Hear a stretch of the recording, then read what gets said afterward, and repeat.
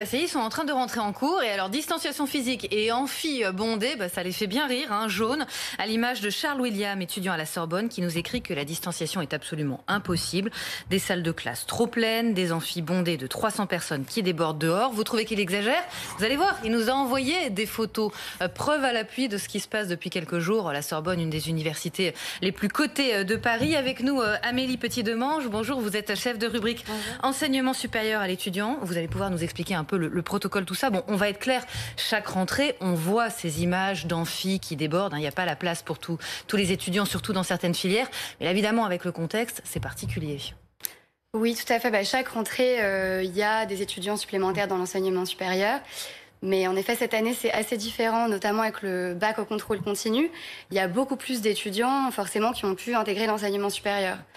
Donc, résultat, on se retrouve là avec près de 2,8 millions d'étudiants. Donc, c'est quasiment 60 000 de plus que l'année dernière. Donc, forcément, si chaque année, c'est un peu complexe pour avoir de la place pour chaque étudiant, cette année, ça l'est encore plus. Donc, il y a 20 000 places qui ont ouvert à la rentrée. Mais c'est pas suffisant, en tout cas pas suffisant pour avoir une distanciation sociale dans tous les établissements. Ça dépend aussi des établissements, évidemment. On voit aussi justement ces images de Toulouse, la fac Paul Sabatier, images envoyées, photos prises hier par un étudiant en master. Bon, alors au moins là, ils sont assis sur des chaises, sur des bancs, mais on voit c'est vraiment au coude à coude. C'est quoi le problème là dans les facs? C'est un problème de moyens? On aurait pu imaginer écarter les tables. Là, on voit que dans cette espèce de hangar, il y a de la place quand même. C'est souvent un problème de moyens, c'est-à-dire que soit on va essayer de dédoubler les classes, mais on n'a pas assez de professeurs pour faire 2 classes, soit on met tout le monde dans la même classe, mais on n'a pas assez de place pour faire la distanciation. Ça dépend encore une fois des établissements, mais dans de nombreux établissements, c'est le cas.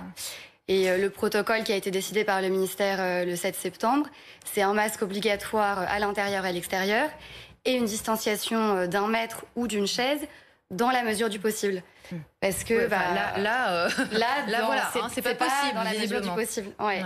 En fait, ce qui est précisé, c'est que si ça permet pas d'accueillir tout le monde ou de réaliser les cours, dans ce cas-là, il vaut mieux ne pas. C'est ce qu'on comprend entre les lignes, ne pas faire la distanciation, puisque c'est dans la mesure du possible. Fac et grandes écoles, on va voir, qui sont pas non plus forcément logées à la même enseigne. Écoutez la question de Nolwenn, vous nous expliquez tout ça après. Je commence mes études sur Paris cette année et donc il va y avoir toute la vie étudiante qui va se mettre en place, les cours en amphi. Et donc c'est vrai que j'aurais voulu savoir un peu comment tout ça allait se passer parce que je sais que j'ai des amis en école de commerce qui eux vont faire une semaine sur 2 en distanciel, mais c'est pas les mêmes les mêmes règles qui ont été appliquées dans toutes les écoles. Donc j'aurais voulu savoir un peu comment tout ça allait se passer avec les rassemblements aussi qui sont interdits, donc tous les week-ends par exemple d'intégration qui vont être annulés. On a l'impression que c'est un peu comme chez les petits, 50 écoles, 50 façons différentes de faire. Et pour les premières années, qui d'habitude pouvaient venir visiter avant leur fac, là, ils débarquent complètement perdus. En effet, donc il y a une règle commune, la règle, donc le protocole qu'on vient d'évoquer. Et après, chaque établissement va s'organiser comme il peut pour jongler entre présentiel et distanciel. L'objectif, c'est de faire un maximum de présentiel. En pratique, c'est surtout un maximum de distanciel. Et en effet, on choisit souvent les premières années, parce que c'est vrai qu'ils sont jamais dans l'enseignement supérieur. Donc c'est pour eux qu'on privilégie le présentiel. Ou alors les cours, forcément, on est obligé d'être en présentiel. Les cours pratiques, les cours de sport, ce genre de choses. Ou parfois, ça peut être, par exemple, le premier cours qui est en présentiel, et puis après, on passe à distance. Et puis, en effet, ça dépend selon si on est une université, une école de commerce, une école d'ingénieur. D'une part, c'est pas le même nombre de personnes. À l'université, c'est quand même des promotions qui sont beaucoup plus grandes. Et d'autre part, c'est pas les mêmes moyens non plus. Ils n'ont pas le même budget, ni les mêmes locaux, ni la même habitude de faire des cours à distance. Alors justement, les cours à distance, c'est pas forcément simple. On a Nat qui nous écrit, ça démarre très fort. Demi-présentiel, demi-distanciel. En théorie, c'est assez bien. Mais en pratique, pas terrible. Un cours en distanciel, le suivant en présentiel. La téléportation n'étant pas encore d'actualité, comment faire? Rendez-vous tous à la bibliothèque. Du coup, le distanciel, pas très efficace. On sent qu'on tâtonne. Oui, en effet, en théorie, c'était ça. En pratique, ça donne ce genre de situations où les étudiants vont avoir un cours en présentiel le matin et puis, pas longtemps après, un cours en distanciel. Forcément, ils vont pas avoir le temps d'entrer chez eux entre-temps. Donc, en pratique, on se retrouve avec des étudiants qui font leurs cours à distance sur place. Soit dans la cour de la fac, soit dans des réfectoires, par exemple. Donc, ce qu'ont mis en place les établissements, c'est la possibilité de réserver des salles ou de réserver la bibliothèque. Là encore, c'est en théorie. Après, en pratique, il n'y a pas forcément de la place pour tout le monde. Après, la rentrée s'est faite il y a seulement quelques jours dans la plupart des établissements, donc c'est aussi une phase d'ajustement.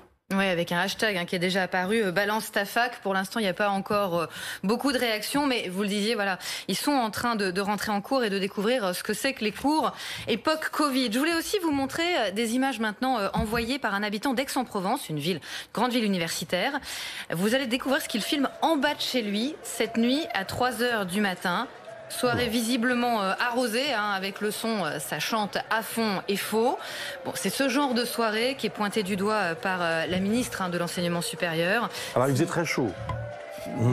Oui, enfin, il est 3h du matin, on est collés serrés et ils boivent pas qu'à la fontaine, je peux vous confirmer. Pas beaucoup de masques, j'ai l'impression. Non, aucun. Mais voilà, le problème, c'est que s'il y a un cas positif au milieu, ça donne un cluster dans la foulée.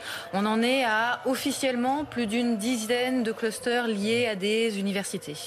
Exactement, le chiffre qui a été donné, c'est plus d'une dizaine de clusters, même si la situation fluctue tous les jours. Et comme vous le dites, c'est ce qu'a pointé Frédérique Vidal mardi dernier. Souvent, dans ces clusters, on observe que les étudiants qui sont contaminés ne sont pas forcément ni dans la même classe, ni dans la même promotion. Donc, les conclusions... Donc, où se sont-ils vus? Voilà, généralement, ils ont été contaminés, alors que c'est pas forcément qu'en soirée, mais c'est vrai que ça peut être avec des rencontres amicales, des rencontres familiales. C'est le problème qui a été observé. Et du coup, Frédérique Vidal a rencontré les associations étudiantes lundi dernier pour essayer de voir avec elles ce qui peut être mis en place pour sensibiliser les étudiants à respecter les gestes barrières aussi en dehors des cours. Ouais, les syndicats nous disaient notamment que la prévention n'avait pas du tout été faite. C'est pas maintenant qu'il faut se réveiller. C'était pendant l'été avec des affiches et autres. Voilà, et ce que les syndicats mettent en avant aussi, c'est que c'est pas seulement la communication qui sera efficace. Ils demandent aussi des mesures concrètes. On parlait tout à l'heure du dédoublement des classes. Ça peut être, par exemple, titulariser des contractuels pour avoir plus de professeurs. Les syndicats demandent aussi des masques gratuits. Donc là, il y a un peu deux avis et ils vont se rencontrer encore la semaine prochaine pour essayer de trouver des solutions. Et il y a des solutions qui sont trouvées sinon au niveau local. Il y a des départements où les soirées étudiantes ont été complètement interdites. C'est le cas en Gironde, en Bouches-du-Rhône. Alors justement, là, ces images, c'était Bouches-du-Rhône, où donc les chiffres sont particulièrement mauvais. Les rassemblements sont censés être limités, les soirées aussi. On voit que c'est pas le cas et visiblement, il n'y a pas eu d'intervention de la police. J'ai encore une question d'une candidate, visiblement, qui doit passer les épreuves du concours de compta la semaine prochaine à Villepinte, près de Paris. C'est là, pour la région parisienne, que se passent tous les examens, des immenses hangars à examens. Qu'est-ce qui est prévu pour ces épreuves, nous demande-t-elle? Et plus généralement pour les rattrapages là, qui se tenaient ces derniers temps, pour les partiels aussi, parce qu'on va se projeter très loin.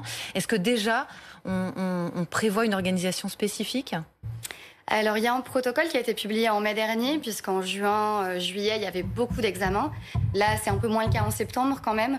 Donc, on a quand même besoin de moins de salles pour respecter la distanciation. Mais c'est vrai qu'il y a quand même des concours et rapidement, les partiels vont arriver et les rattrapages de septembre. Dans ce cas-là, ce qui est prévu, c'est 1 mètre de distance obligatoire. Là, c'est vraiment obligatoire entre chaque place. Et des arrivées, des sorties dans la salle d'examen qui vont être changées, échelonnées pour que les étudiants ne se croisent pas.